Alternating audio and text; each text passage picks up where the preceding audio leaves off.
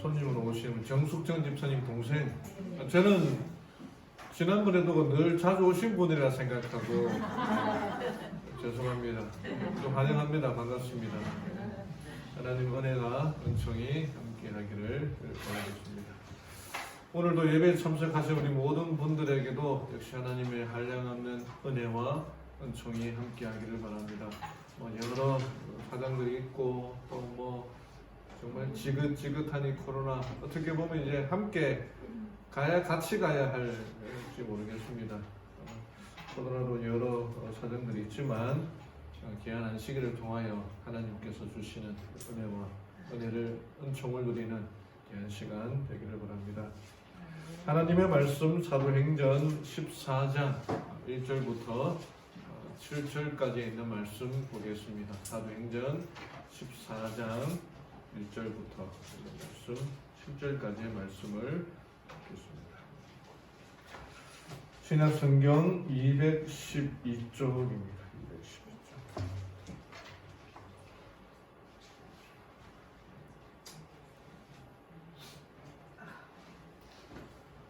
제가 천천히 읽어드리겠습니다. 금정역 성경으로 번역된 성경 읽어드리겠습니다. 이곳 이움에서도 그들이 함께 유대인들의 회당에 들어가 그와 같이 말하니 유대인들과 그리스도인들의 큰 무리가 믿더라. 그러나 믿지 아니하는 유대인들이 이방인들을 선동하여 그 형제들에게 악한 생각을 품게 하니라. 그러므로 그들이 오랫동안 머물며 주 안에서 담대하게 말하며 그분께서 그들의 손으로 표적들과 이적들을 행하게 허락하사 자신의 은혜의 말씀에 증거를 주시니라. 그러나 그 도시의 무리가 나뉘어 일부는 유대인들의 편을 들고 일부는 사도들의 편을 들더라.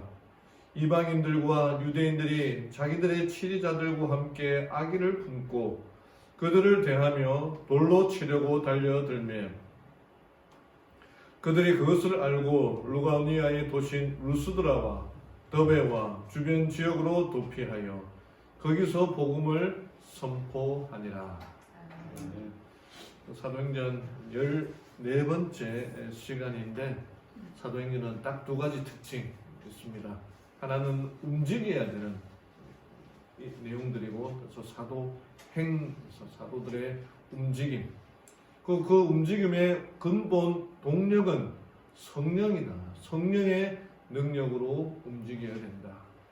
그래서 마지막 때에 우리가 말씀을 전하는 것, 사랑을 하는 것, 오늘 우리 한동인 집사님이 간증해 주셨는데 이 전하하라 이렇게 하는 그것도 역시 성령께서 말씀하시는 거예요.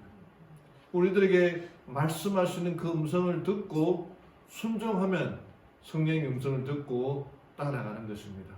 근데 전하해라, 안부를 물어봐라, 하나님의 말씀을 전하라 라고는 그 음성이 우리에게 마음에 속삭이는데도 듣지 않고 그냥 이렇게 다 물어보니까 내가 지금 바쁘니까 내가 할 일이 많으니까 라고 하는 그런 생각에 빠진다면은 그 마음이 성령의 음성을 거절하는 마음이 되는 겁니다.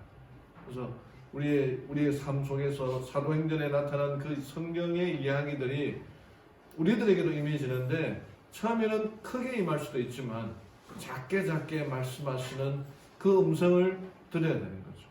그게 훈련이 되어야 되는 겁니다.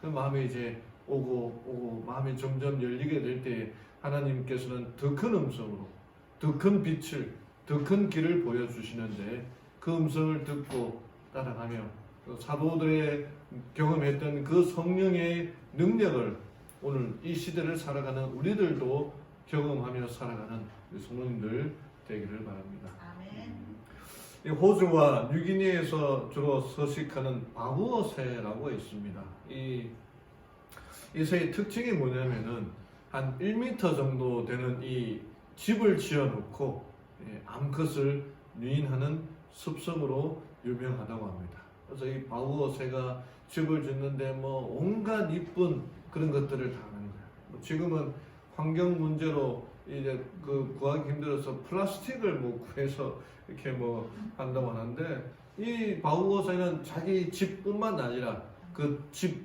이 주변을 정원을 만들고 하여튼 자기가 할 수 있는 꾸밀 수 있는 것들을 다 꾸민다고 합니다.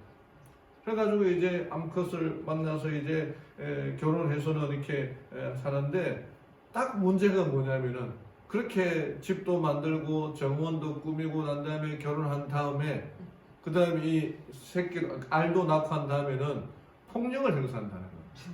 그래가지고 막 괴롭히면서 막 쫓아 보낸다는 겁니다.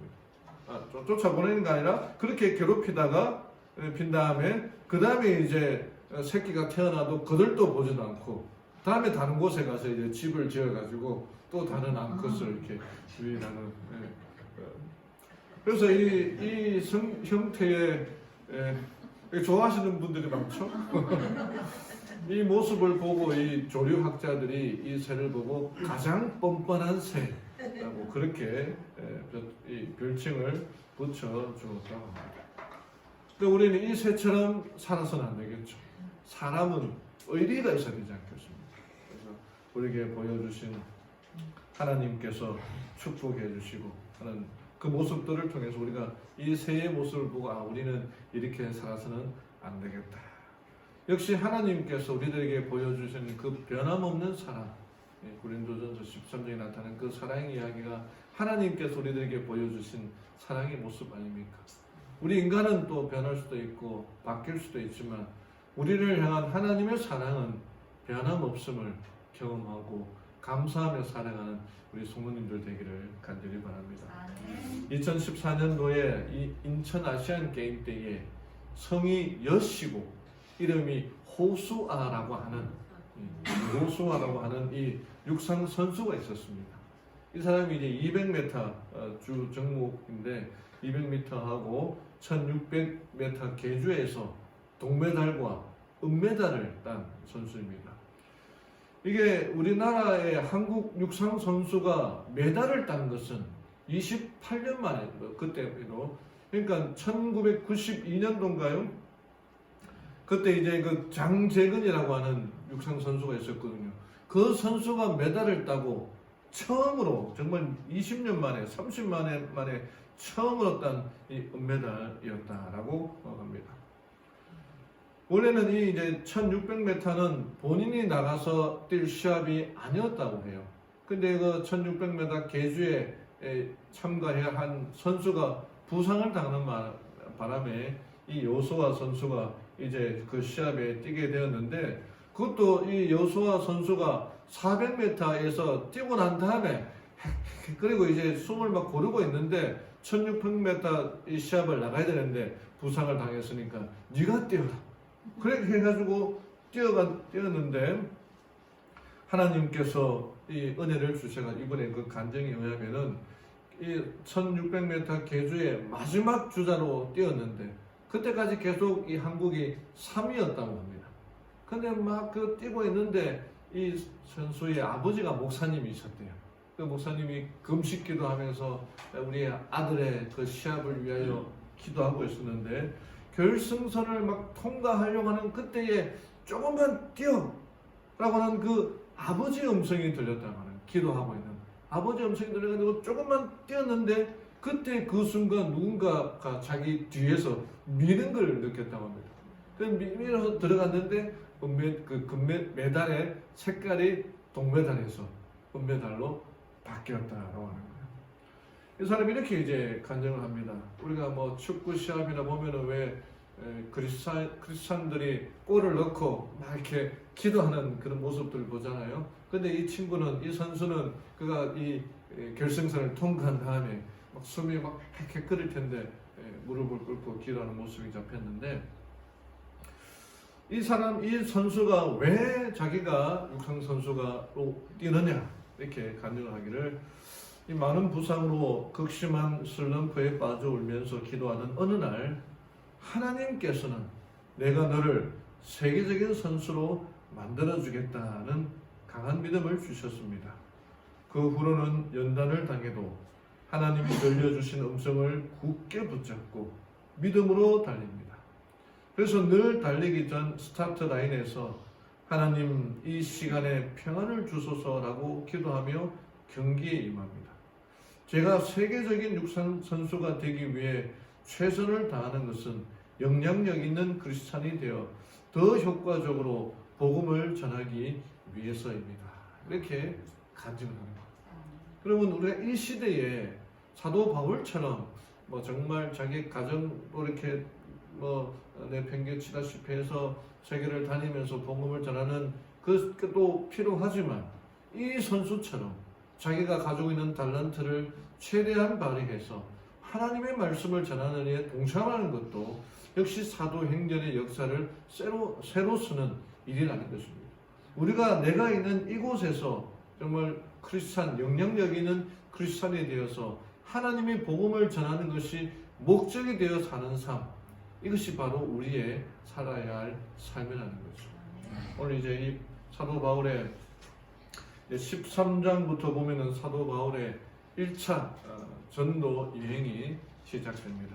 여기 보면은 정말 유럽 전체를 다 다녔는데, 사도 바울의 선교 여행에 학자들에 따라 다른데, 첫 번째 선교 여행을 지금처럼 뭐 이렇게 자동차나 뭐 이렇게 비행기가 있는 시대가 아니라 배 아니면 걸어서 다녔던 시대에 이 1차 선교 여행에 거의 왕복 한 1000km 정도 그 거리라고 합니다. 그때 1차 때는 바나바와 마가가 같이 다녔고, 두 번째 때는 왕복으로 거의 한 2000km 신라와 같이 다녔고, 세 번째도 한 그 정도 되는데 역시 이때는 누가와 같이 다녔던 모습들을 보게 되는데, 전체적으로 한 4700km, 보통이 아니죠. 그가 다녔던 그 길은 걷거나 배를 통해서.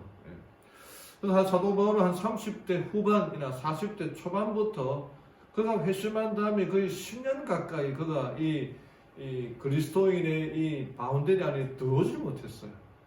그가 믿음 있는 사람이었고 능력 있는 사람이었고 실력 있는 사람이었지만, 그가 회심하기 전까지 그리스도인들을 정말 잔인하게 핍박했기 때문에 이 교회 안에 들어오지 못했습니다. 그가 한 10년 가까이 뭐 아라비아나 여러 다소나 자기 고향에 가서 성경 말씀 연구하다가 바나바가 와서 사울을 데리러 와서 함께 일하게 되면서 전도 여행에 가게 됩니다.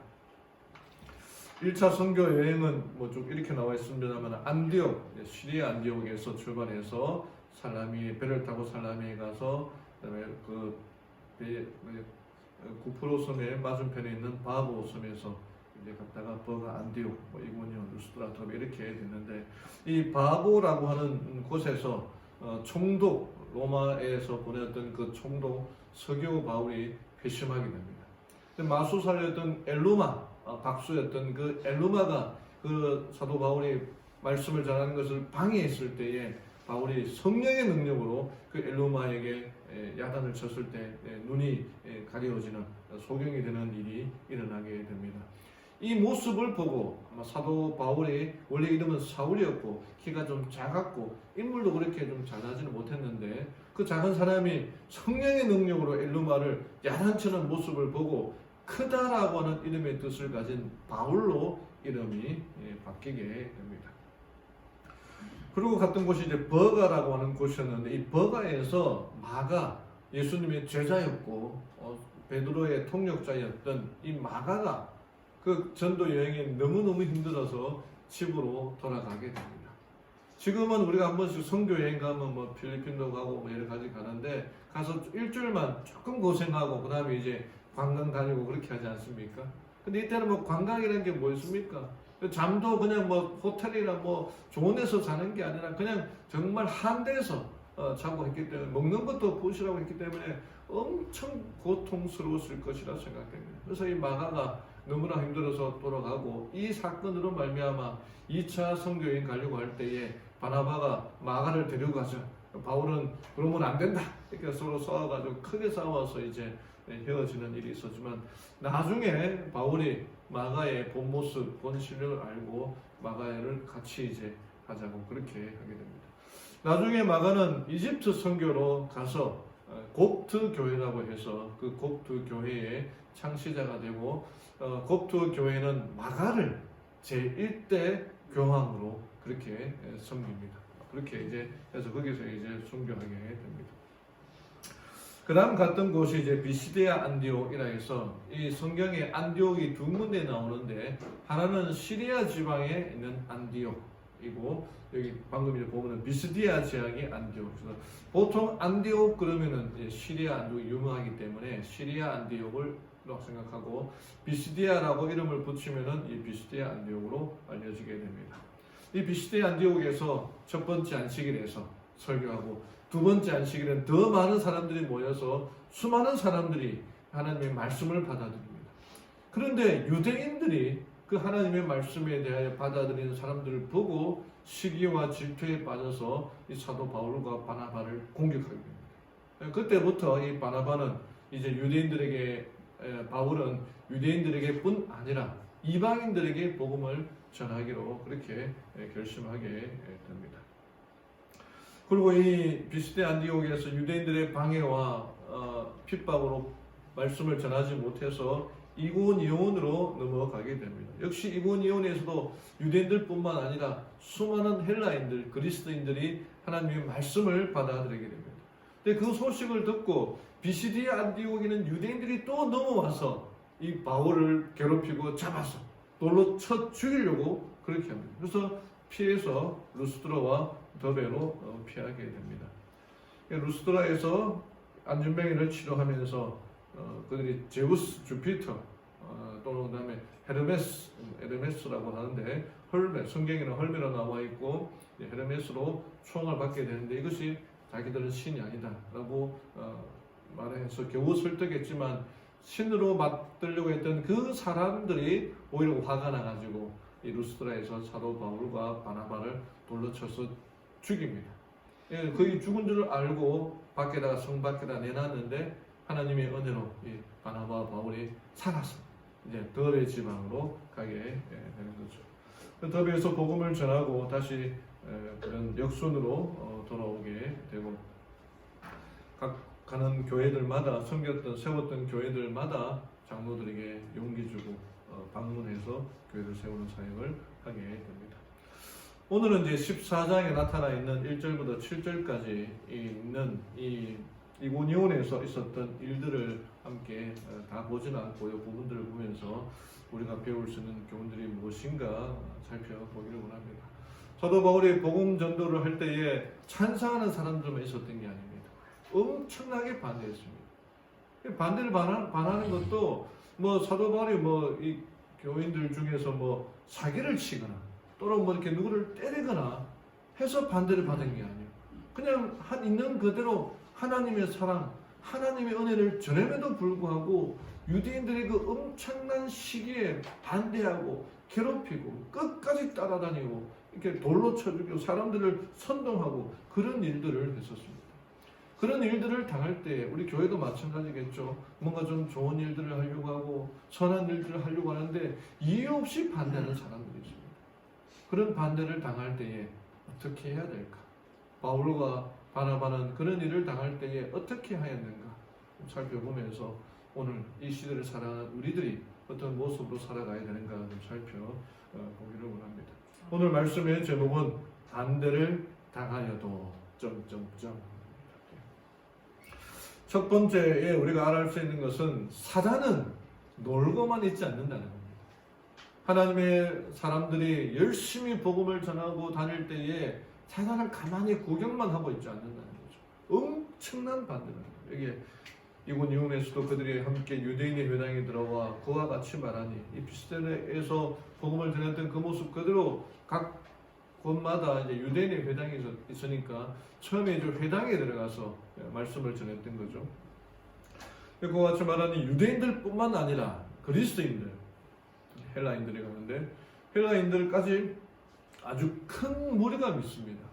근데 믿지 않는 유대인들, 그러니까 예수님을 메시아로 믿지 않는 사람들이 이제 믿지 않는 유대인들인데 이방인들을 선동하여 그 형제들에게 악한 생각을 품게 합니다.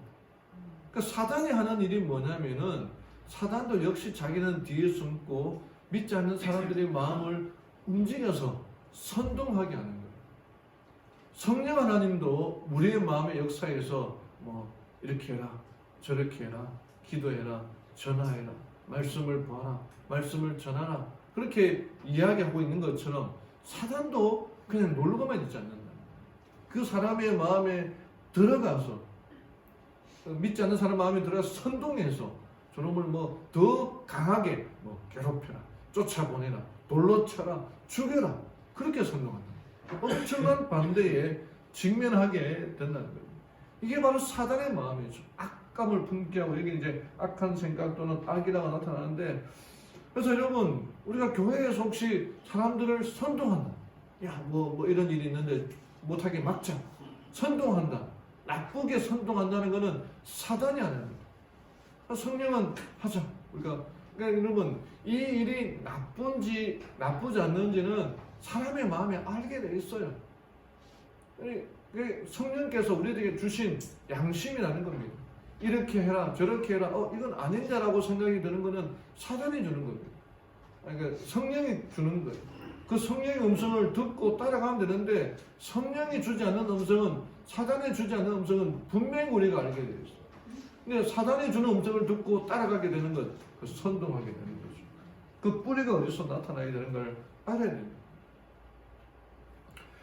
이게 그리스도인의 권리 포기라는 이 책이 있습니다. 김원호 장모님이라는 분이 쓴 책인데, 이 책은 성경의 수많은 인물들에 대해서 이제 합당한 권리가 있음에도 불구하고 그들이 가지고 있는 그 권리를 포기하는 내용들이 무엇이며, 그들이 어떻게 살았는지, 그들이 기득권을 포기하고 어떻게 살았는지 이렇게 쭉 설명하는 책입니다.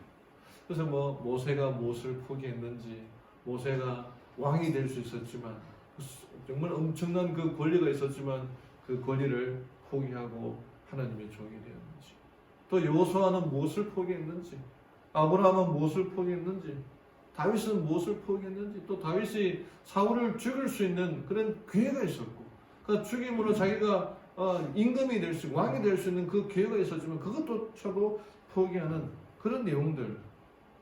그 다음에 예수님은 무엇을 포기했는지, 예수님의 제자들은 무엇을 포기했는지 쭉 설명하는 내용들이 나타납니다.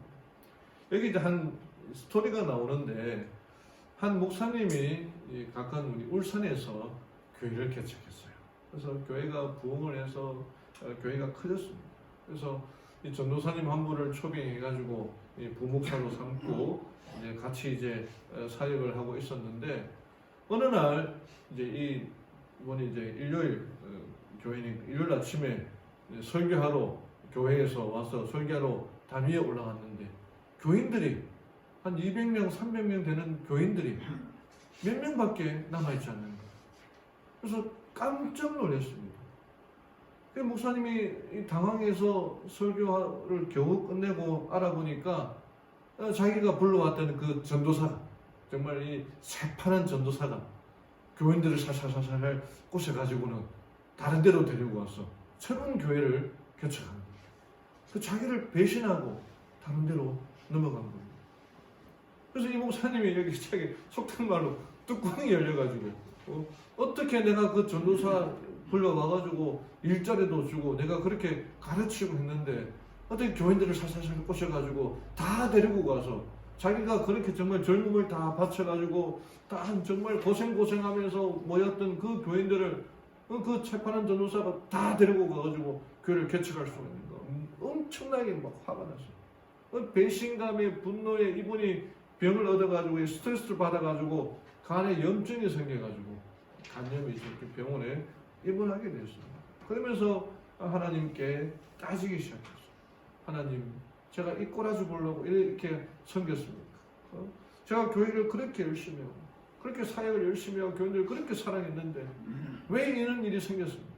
이렇게 따졌는데, 그때 그 심령에, 귀가 아닌 그 심령에 하나님의 이런 음성이 들렸습니다. 내가 강단에서 설교한 내용을 삶에서 계속 부인하고 사니까 성도들이 갈등하다가 떠난 것이다. 전도사가 데리고 나간 것이 아니다. 너 때문에 떠난 것이다. 이 음성이 자기의 머리를 꽝 하고 치는 거야. 내가 설교하는 그 설교대로 내가 삶 속에서 살아가지 못하니까 그 모습에 갈등하다가 이 목사님이 충격을 받고 있는데, 그럼에도 불구하고 이 목사님이 정말 하나님 앞에 진솔한 분이라서 정말 그 책의 표현대로 꼬부라져가지고 말씀 앞에 꼬부라져서 회개를 하게 됩니다. 그리고 자신을 완전히 내려놓고 다시 이제 목회를 시작하는 내용이 이렇게 기록되어 있는데, 바울도 마찬가지였습니다.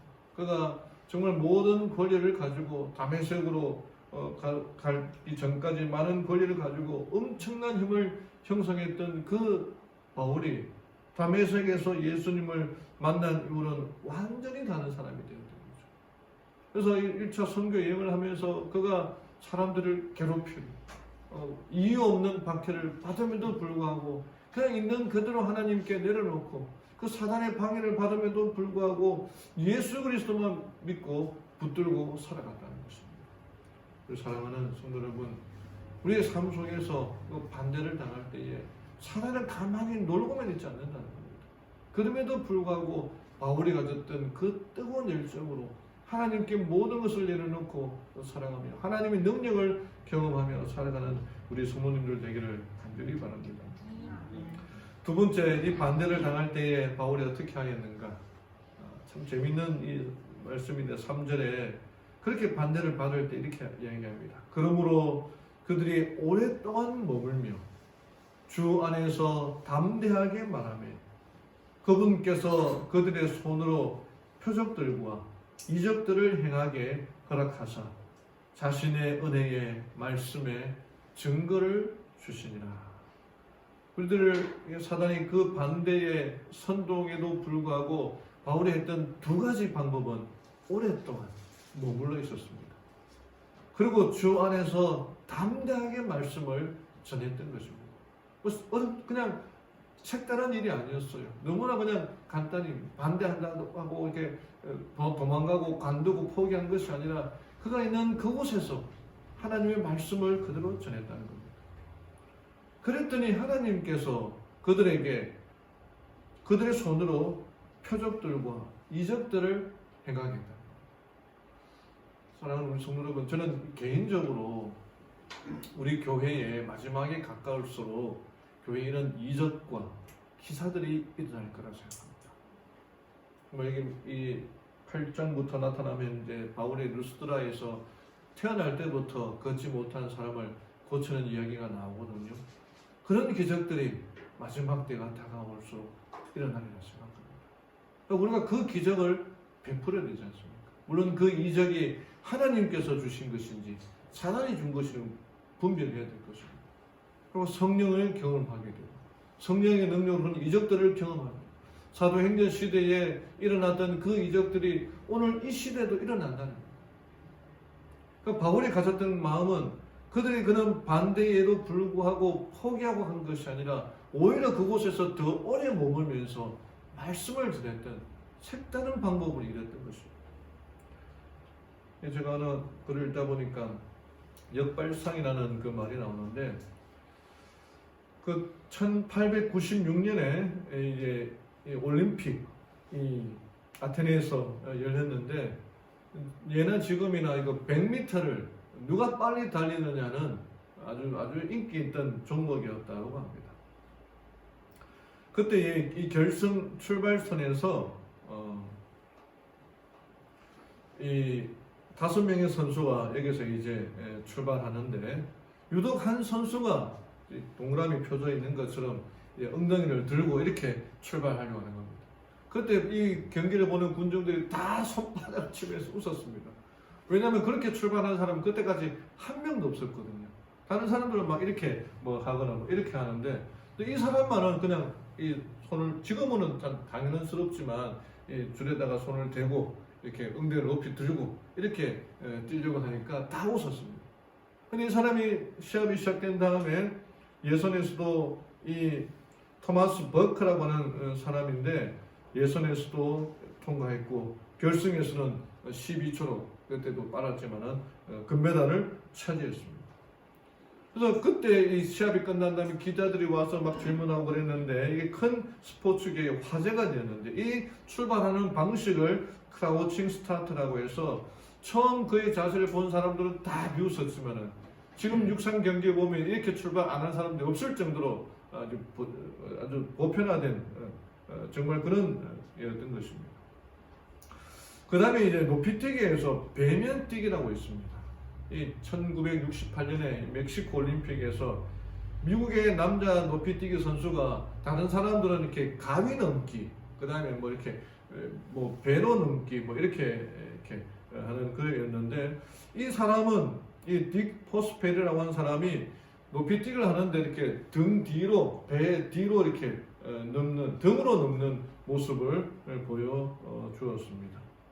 배면뛰기라고 하는 것인데 이때부터 이 높이뛰기의 기록들이 막 쏟아져 나오기 시작했습니다. 그 전까지는 이 기록들이 그냥 어느 한계에 있었는데 이때부터 사람들이 되는데 이것이 이제 배면뛰기라고 해서 사람들하고 역발상을 보여준 것입니다.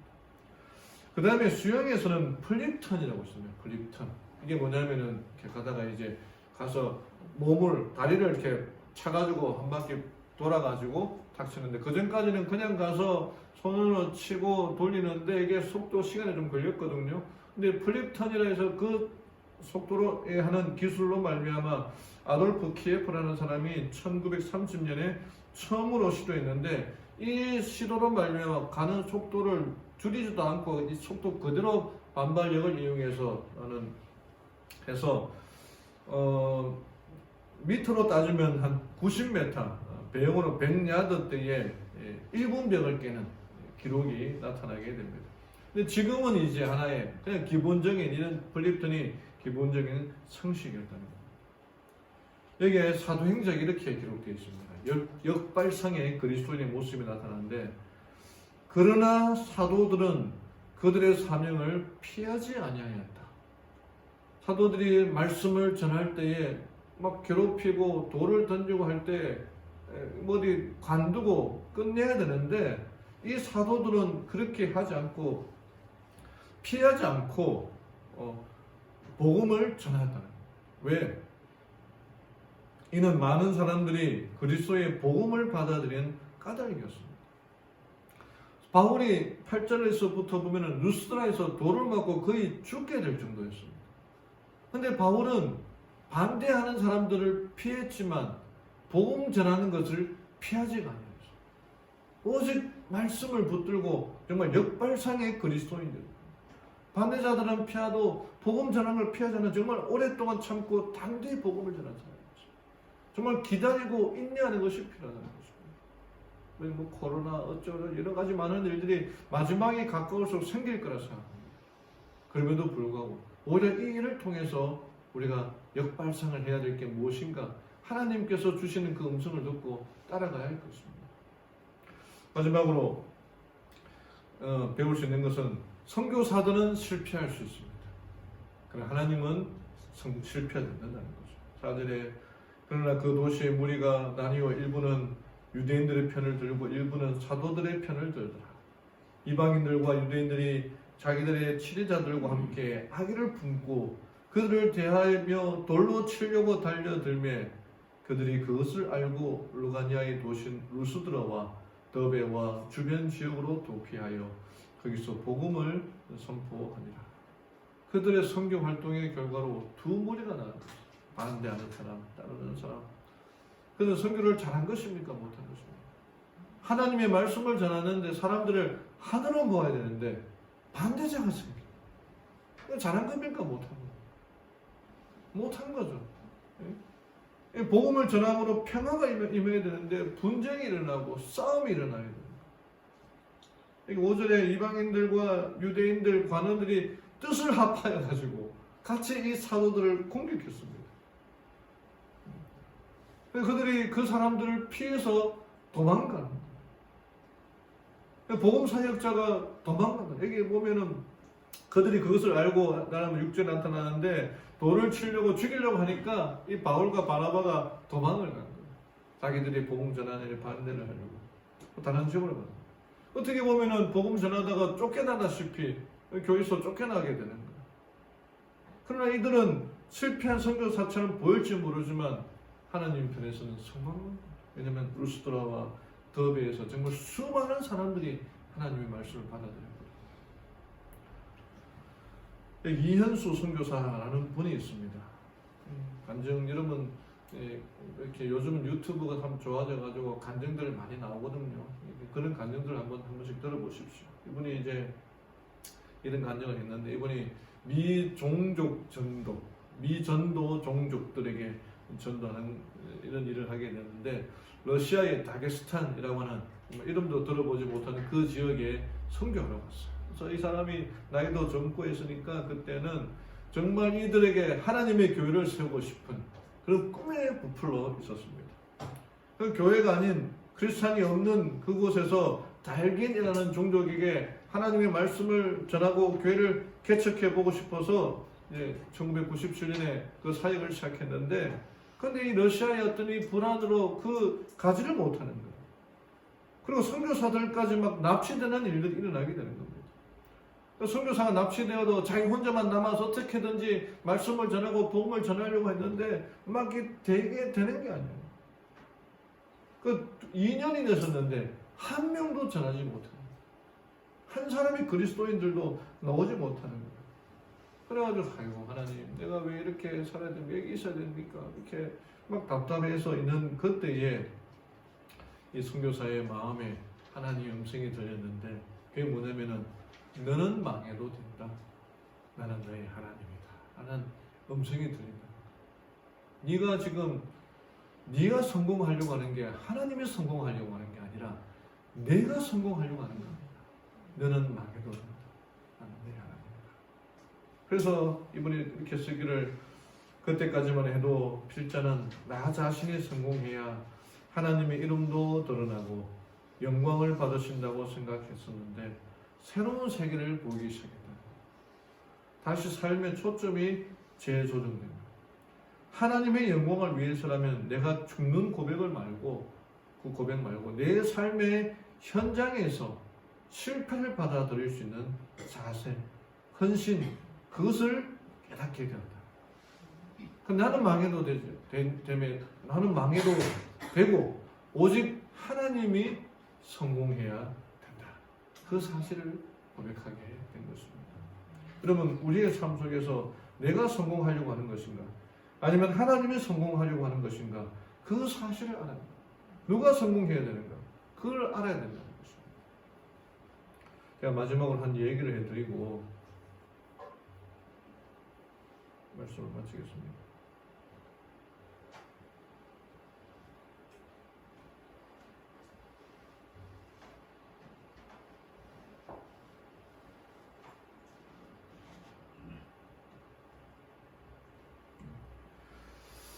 우리가 흔히 인생을 마라톤이라고 비유를 합니다. 그 이유는 그만큼 마라톤처럼 힘들고 변수가 많다는 거죠. 여기 나오는 이 엘리우드 킵초게라고 하는 선수는 세계 기록을 세운 선수인데 2018년 베를린 마라톤에서 2시간 1분 39초라는 기록으로 42.19km를 돌파한 케냐의 킵초게, 엘리우드 킵초게. 이 사람이 비공식이지만 2시간대의 기록을 깨기도 했습니다. 이벤트를 통해서 정말 이 기록을 깨기 위하여 엄청나게 많은 노력을 하는 사람입니다. 근데 이 선수와 좀 다른 선수가 있어요. 2008년 LA에 있는 켈리 그네틴이라는 사람이 기록을 세웠는데 42.19km를 11시간 48분 16초의 기록을 세웠습니다. 근데 이 사람이 왜 이 기록이 의미가 있는가 하면은 이 사람이 182kg의 스모 선수 출신이에요. 역대 마라톤을 완주한 주자들 중에서 기네스북 기록상 최고로 무거운 사람으로 기록이 되어 있습니다. 근데 이 사람이 또 도전을 해가지고 2011년 경기에서 2시간을 앞당긴 9시간 14분 만에 또 들어오게 되었습니다.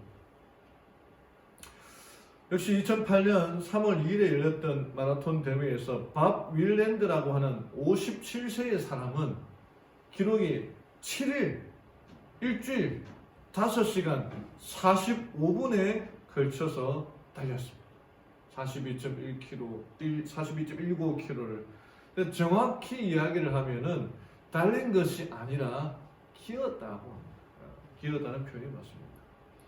기록으로 본다면 마라톤 시합이 끝나고 7일이 지난 다음에 그 결승전에 들어오게 되었습니다. 이 사람은 월남전에 참여했다가 동료를 구하다가 폭탄에 두 다리가 절단된 사람입니다. 그는 두 다리 대신에 두 팔로 그 먼 길을 달려온 것입니다.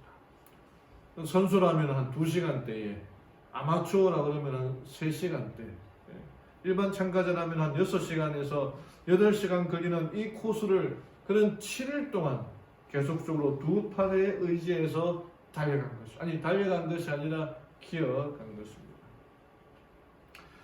근데 이 기록, 7일이 넘는 이 기록을 보면서 누구도 이 기록을 보고 꼴찌라고 말하는 사람은 없었습니다. 그 사람에 대한 평가는 자신의 삶에서 최선을 다해 인생을 산 사람, 대부분의 사람들이 시도조차 하지도 못했던 그 불가능한 일을 시도하고 있는 사람으로 기억하고 있는 것입니다.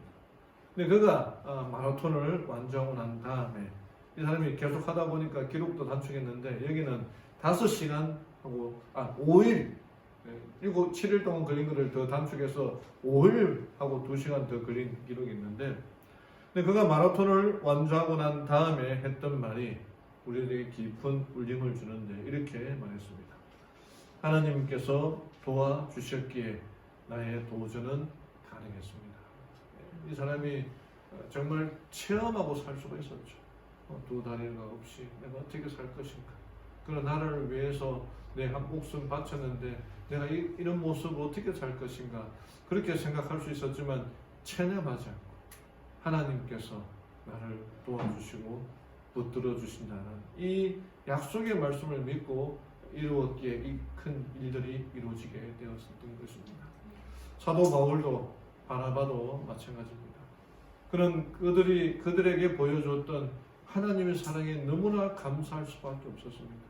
그 사랑을 전하지 않고서는 참을 수 없었던 사람에게 정말 돌에 맞고 온갖 상처를 다 받음에도 불구하고 하나님의 사랑을 전하는 일에 힘쓸 수밖에 없었던 것입니다.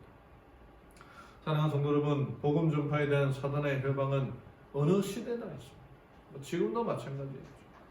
그 반대를 당할 때에 하나님께서 주신 사명을 기억하며 살아가는 우리 성도님들 되기를 간절히 바랍니다. 사도들은 반대를 당할 때에 오히려 더 머물면서 담대하게 말씀을 전했습니다. 그럴 때에 하나님께서 그들의 손을 통하여 이적을 베푸셨고 기사를 베푸셨습니다. 마지막 때에도 우리에게도 이와 같은 일이 일어날 것입니다. 체념하지 말고 포기하지 말고 하나님의 말씀을 전하는 이 사역에 동참하는 우리 모두가 되기를 바랍니다. 복음 전도자는 비록 실패하여도 하나님은 실패하지 않으십니다. 나는 실패할 수 있죠. 전하다가 교회가 됐을 때 안 가게 되는 사람이 있죠. 그러나 하나님은 실패하지 않으십니다. 하나님께서 나를 붙들어 주시고 믿어 주시고 도와주시고 이끌어 주시고 보살펴 주심을 생각하고 하나님의 능력을 경험하며 살아가는 우리 모든 성도님들 되기를 바라며 오늘 말씀을 마치겠습니다.